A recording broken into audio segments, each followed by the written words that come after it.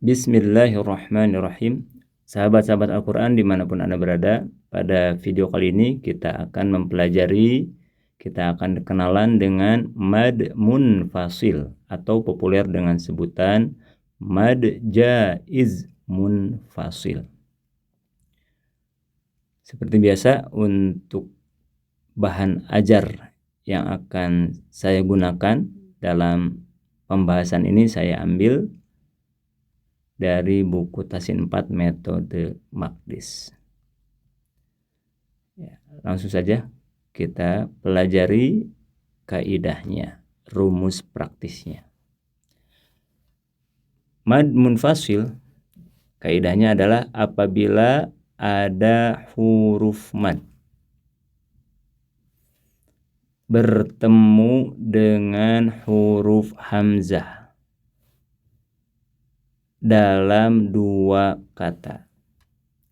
Ada huruf mad, alif, waw, dan ya bertemu dengan hamzah yang pertemuannya terjadi dalam dua kata.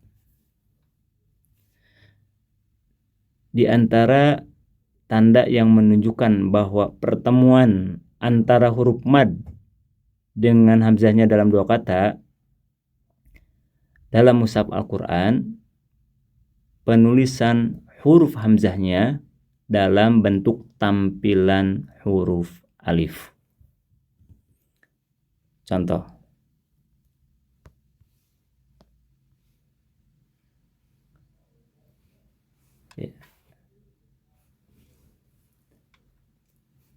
Pada potongan ayat ini kita temukan contoh bima unzila alaina. Bima unzila. Perhatikan, fokus pada kata bima unzila. Kata bima unzila ini termasuk contoh mad munfasil atau mad jaiz munfasil. Karena ditemukan pada ayat ini pertemuan antara huruf mad yaitu alif dengan hamzah dalam dua kata. Hamzah yang digunakan untuk menunjukkan dua kata itu diantaranya tandanya adalah ditulis dalam bentuk tampilan huruf alif. Jadi tampilannya alif tapi statusnya ini adalah huruf hamzah. Ya, jadi kalau menemukan huruf mad bertemu dengan hamzah dalam dua kata, biasanya penulisan hamzahnya itu dalam bentuk tampilan huruf alif. Oleh karena itu, kata ini, contoh ayat ini termasuk contoh mad munfasil. Bima ada huruf mad alif bertemu dengan hamzah yang tampilan alif, berarti ini pertemuannya dalam dua kata bima dan unzila, ya, antara kata bima dan unzila. Contoh yang kedua, ada contoh potongan ayat yang berbunyi fi ayyamin ma'dudatin. Perhatikan pada kata fi ayyamin. Kata ini termasuk contoh mad munfasil atau mad jaiz munfasil. Karena ditemukan di dalamnya pertemuan antara huruf mad yaitu huruf ya bertemu dengan hamzah. Pertemuannya dalam dua kata. Maka tampilan huruf hamzahnya tertulis dalam bentuk tampilan huruf alif. Fi ayyamin. Fi ayyamin. Contoh yang ketiga, ada potongan ayat yang berbunyi qu anfusakum. Qu anfusakum. Pada ayat ini ditemukan contoh mad munfasil, mad jaiz munfasil. Karena pada ayat ini ditemukan terjadi pertemuan antara huruf mad yaitu waw dengan hamzah dalam dua kata. Karena pertemuannya terjadi dalam dua kata, maka biasanya dalam mushaf Al-Quran huruf hamzahnya tertulis dalam bentuk tampilan huruf alif. Ku a. Ku huruf mad waw bertemu hamzah a, anfusakum. Ya, demikian 3 contoh mad munfasil atau mad jaiz munfasil. Berikutnya sekarang kita coba akan bacakan, ya, kita latih, kita praktikkan cara membacanya.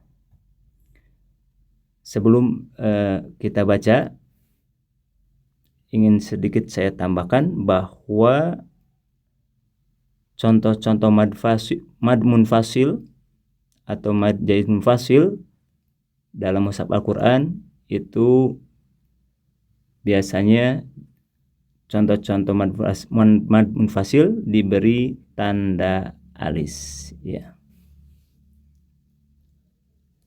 Ya, contoh-contoh mad munfasil, mad jaiz munfasil itu huruf madnya ditandai dengan tambahan tanda alis. Seperti kata bima unzila, maka tanda alisnya ditambahkan di atas huruf mad alif. Contoh 2 juga sama, fi ayyamin. Ini contoh mad munfasil ini diberi tanda alis juga. Kemudian contoh yang ketiga, ku, ya, contoh mad munfasil biasanya ditambahkan tanda alis, ada tanda alis pada huruf madnya. Baik, kita lanjutkan ke praktik cara membacanya. Berapa harokat lamanya bacaan panjang mad munfasil?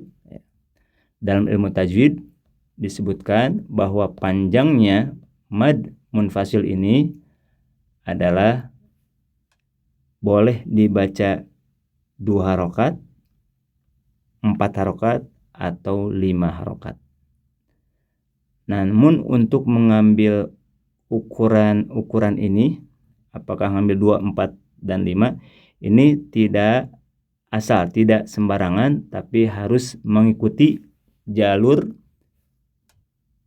periwayatan yang kita ikuti bacaannya. Nah, umumnya di lingkungan kita di Indonesia, praktik mad munfasil ini mengikuti jalur thorik syatibiyah namanya. Nah, untuk jalur ini maka mad munfasil kita akan mempraktekkan yang 4 harokat. Namun demikian, ketika kita mendengar ada bacaan praktek mad munfasil 2 harokat, maka kita tidak aneh dan tidak menyalahkan, karena menurut jalur yang lain, yaitu jalur thayyibatun nashr, mad munfasil ini, mad jaiz munfasil ini dibaca dengan 2 harokat. Baik, demikian lama panjangnya untuk mad munfasil, dan kita akan mempraktekkan jalur yang umum yang sudah biasa dipraktekkan di Indonesia, yaitu ngambil yang 4 harokat. Ya, kita mulai membaca contoh yang pertama. A'udzubillahi minasyaitonirrajim. Bima unzila alaina. Bima unzila alaina. Contoh yang kedua. Fi ayyamin ma'dudat. Fi ayyamin ma'dudat. Contoh yang ketiga. Qu anfusakum. Qu anfusakum. Ya, kurang lebih demikian praktik membaca mad munfasil atau mad jaiz munfasil. Terakhir, ingin saya tambahkan penjelasan berkaitan dengan bagaimana seandainya napas kita kuat sampai pada kata bima. Ya, ayatnya panjang, napas kita tidak kuat untuk mencapai ke ujung ayat, tapi kuatnya seandainya sampai pada kata bima. Maka bagaimana praktek membacanya? Nah, ketika kita membaca sampai pada kata bima karena napasnya habis, contohnya darurat, ya, terpaksa berhenti di sini karena napas nggak kuat, maka pengucapan bima kembali kepada ukuran 2 harokat. Ya. Contoh, seandainya kita darurat berhenti pada kata ini, maka bunyi panjangnya, bunyi bacaan bima menjadi 2 harokat saja. Bima, baru ketika disambung baru kembali dibaca 4 harokat. Bima unzila alaina. Bima 2 harokat ketika berhenti. Ketika sambung kembali ke 4. Bima unzila alaina.